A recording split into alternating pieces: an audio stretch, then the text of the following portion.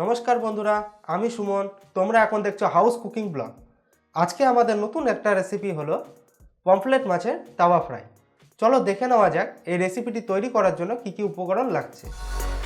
এই ভিডিওটি অবশ্যই আপনারা পুরো দেখুন, লাস্টে থাকছে একটা গ্রিন চাটনির রেসিপি।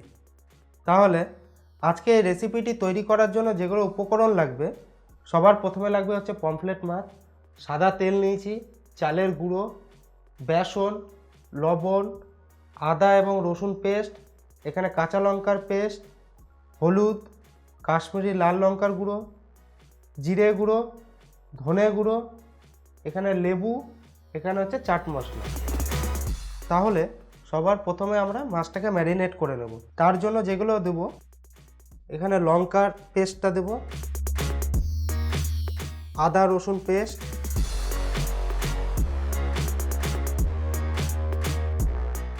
এখানে লাল লঙ্কার গুঁড়ো, হলুদ গুঁড়ো, আর এখানে হচ্ছে লবণ পরিমাণ মতো।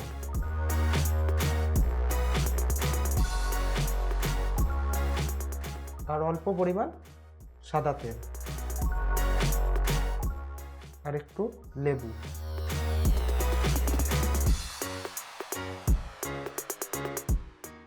এগুলোকে দিয়ে মাছটাকে ভালো করে ম্যারিনেট করে রেখে দেবো। আমি মাছগুলো দু পেটি অল্প করে কেটে নিয়েছি। আমার এই ভিডিওগুলো যদি আপনাদের ভালো লেগে থাকে তাহলে অবশ্যই লাইক, সাবস্ক্রাইব এবং বেল আইকনটি টেপে দেবেন।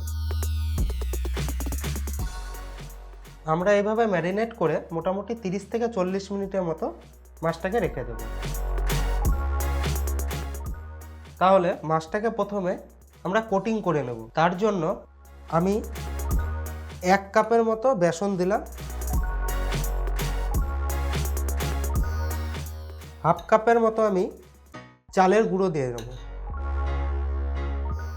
স্বাদ মতো লবণ, ছোট চামচের 1 চামচ জিরের গুঁড়ো, ছোট চামচের 1 চামচ ধনে গুঁড়ো, হাফ চামচ কাশ্মীরি লঙ্কার গুঁড়ো, আর হাফ চামচ চাট মশলা।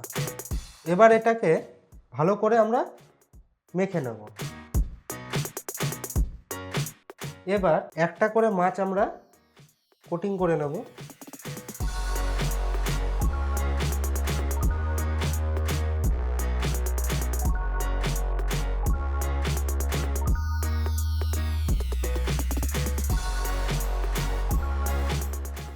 কোটিং করে তুলে রাখবো একটা পাত্রে।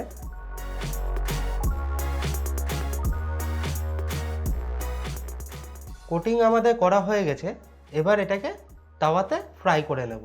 তাওয়াটা আমার গরম হয়ে গেছে। সবার প্রথমে আমি সাদা তেল দিয়ে দেব, তার সঙ্গে 1 চামচে বড় চামচে বাটার দিয়ে নেব।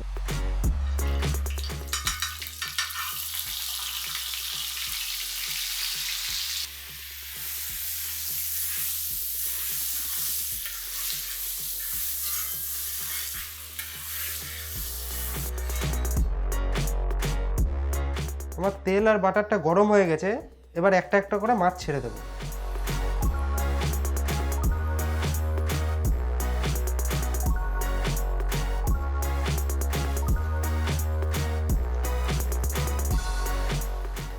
এই মাছগুলোকে এক পিঠ কড়া করে ভেজে তারপরে অপর পিঠটা কড়া করে ভাজতে হবে।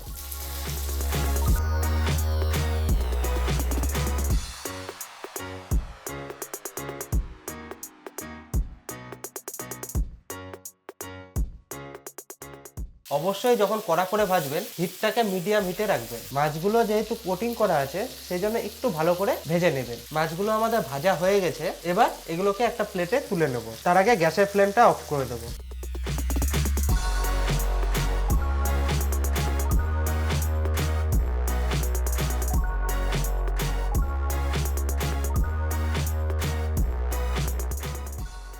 আজকে এই চাটনিটি তৈরি করার জন্য প্রথমে আমি মিক্সির মধ্যে ধনে পাতাগুলো দিয়ে দেব, পুদিনা পাতা,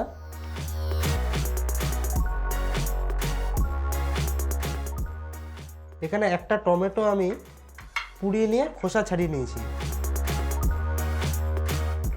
এখানে রসুন, আর আদা, এখানে লেবু অল্প,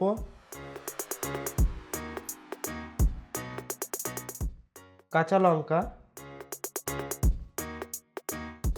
স্বাদ মতো লবণ,